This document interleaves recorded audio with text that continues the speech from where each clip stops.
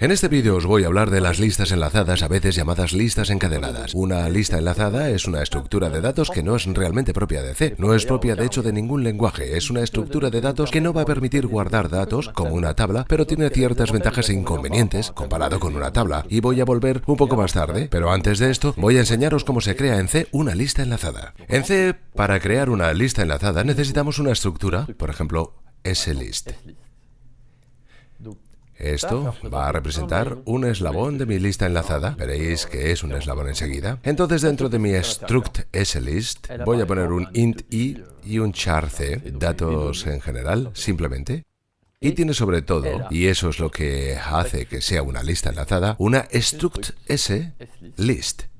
O sea, un puntero, perdón, hacia struct s list, que vamos a llamar next, que básicamente nos va a permitir ir hacia el próximo elemento. Así que ya empezamos a comprender un poco el principio de la lista enlazada. En realidad, un struct slist son datos y un puntero hacia el próximo eslabón, el próximo objeto struct slist, la próxima estructura struct slist. Entonces aquí comenzáis a comprender. Tengo un primer struct slist, aquí un puntero que apunta hacia un segundo, con un puntero que apunta hacia un tercero, un puntero que apunta hacia un cuarto, etc. Y aquí veis que vamos a poder encadenar muchos datos unos después de otros. Tiene un orden, un poco una tabla, salvo que a diferencia de una tabla no están contiguos en la memoria. Para poder acceder al quinto elemento, tendré que acceder antes al cuarto. Para poder acceder al cuarto, tendré que acceder antes al tercero. Para acceder al tercero, tendré que acceder antes al segundo. Para acceder al segundo, tendré que acceder antes al primero. Y esa es una de las dificultades de las listas enlazadas. Ahora os voy a enseñar la diferencia entre las listas enlazadas y las tablas y veremos las ventajas e inconvenientes. Con un esquema será mucho más esclarecedor. Perfecto. Esto es un pequeño esquema que os he preparado. Entonces tengo un puntero ptrtab, que es un puntero hacia un color dentro de una tabla, o sea que posee la dirección del primer color, y en este caso yo en la memoria tengo 6 colores. Nuestra tabla tiene un tamaño de 6. Perfecto.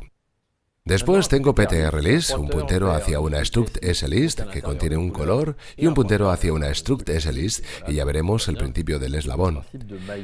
Es decir, que este struct slist conoce el emplazamiento, es decir, contiene un puntero que conoce el emplazamiento de este de aquí, que tiene un puntero que conoce el emplazamiento de este, que tiene un puntero que conoce el emplazamiento de este, etc. Y así hasta el final. Y aquí veréis una pequeña particularidad. El último elemento de mi lista tiene un puntero que vale 0, tiene un puntero que apunta hacia 0, y ya os había hablado en el vídeo sobre los punteros de los punteros nulos. Los punteros nulos son un caso particular, son 0 por convenio, no habrá nada nunca que pueda tener dirección 0, de tal manera que cuando ponemos un puntero con el valor 0, quiere decir que no se usa o, en cualquier caso, que no apunta hacia ningún sitio. De hecho, esto de aquí es un simple punter. Si valiese 0, significaría que tengo 0 elementos en mi lista, sin más. Entonces, vamos a ello. Ahora, si quisiera acceder a mi primer elemento rojo de mi tabla, ¿qué va a hacer el procesador? Es muy sencillo. Va a coger la dirección contenida en ptrtab, le va a añadir 3 veces el tamaño de un color. Esto es una nueva dirección, es una dirección de esta parte de la memoria. Va a ir a ver qué hay en esta dirección, va a ver que hay un elemento rojo, así es como se accede a esta parte. En una lista, aquí tengo la dirección del primer eslabón, por lo que necesito un segundo puntero que apunte, que va a tomar la dirección del primer eslabón, que va a consultar la dirección contenida en este primer eslabón para ir a ver el segundo eslabón. Después de la dirección del segundo eslabón, para ir a ver el tercer eslabón, y después la dirección del tercer eslabón para ir a ver el cuarto eslabón donde está mi color rojo, y aquí voy a ver los datos de este eslabón, de la estructura. Como veis, lleva mucho más tiempo moverse por una lista enlazada que en una tabla, y ese es el gran inconveniente de las listas enlazadas. Como los elementos no están almacenados en memoria contigua, no basta con un simple cálculo, hay que moverse por todos los eslabones. Si hubiera 2000, pues tendría 2000 eslabones antes de llegar al final de la tabla, quiero decir, de mi lista enlazada, para llegar al último elemento. Esta es una de las desventajas, pero a cambio las listas enlazadas tienen una ventaja enorme. Vais a ver, quiero, por ejemplo, añadir un elemento entre el elemento azul y el elemento rojo. Aquí quiero añadir un nuevo elemento en mi tabla. ¿Cómo va a funcionar? Es muy simple. Voy a tener que crear un nuevo puntero. Aquí tengo un nuevo puntero.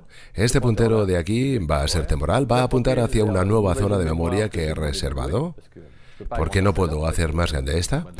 Tenía asignadas direcciones para 6 colores y ahora me hacen falta 7. 1, 2, 3, 4, 5, 6, listo. Ahora tengo mis 7 direcciones y ahora voy a tener que copiar. Voy a tener que copiar el primer azul de aquí, el segundo azul, le voy a tener que poner aquí, el tercer azul lo voy a poner aquí. Ahora que he terminado de copiar el conjunto, voy a poner... Ahora que he terminado de copiar el conjunto, voy a poner aquí el color negro en principio.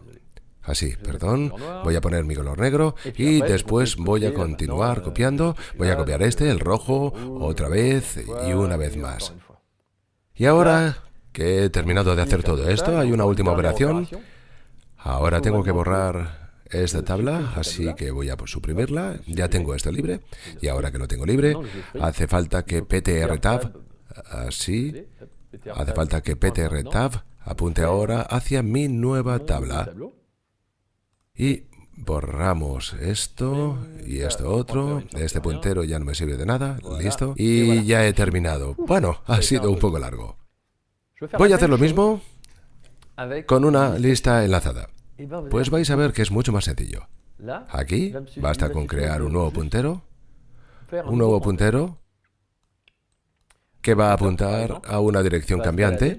Ahora al principio va a apuntar al primer elemento, perdón. Una vez que haya terminado, cojo esta dirección y le pongo en mi puntero por lo que va a ir a mi segundo elemento. Una vez en mi segundo elemento tengo la dirección por lo que mi puntero va a llegar a mi tercer elemento. Me voy a detener en el tercer elemento porque lo que yo quiero es modificar mi tercer elemento. Va a dejar de apuntar hacia este de aquí y va a apuntar hacia una nueva dirección. Ahora me va a hacer falta un segundo puntero. Así, al que voy a asignar un tercer elemento, una nueva estructura.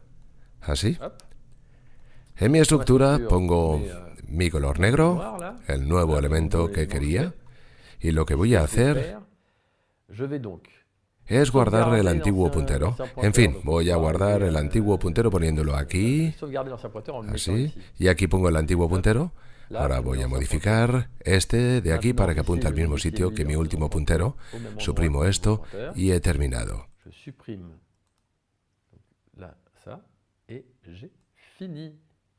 Así de sencillo. Acabo de añadir un elemento en medio de mi lista enlazada. Hemos podido intentarlo.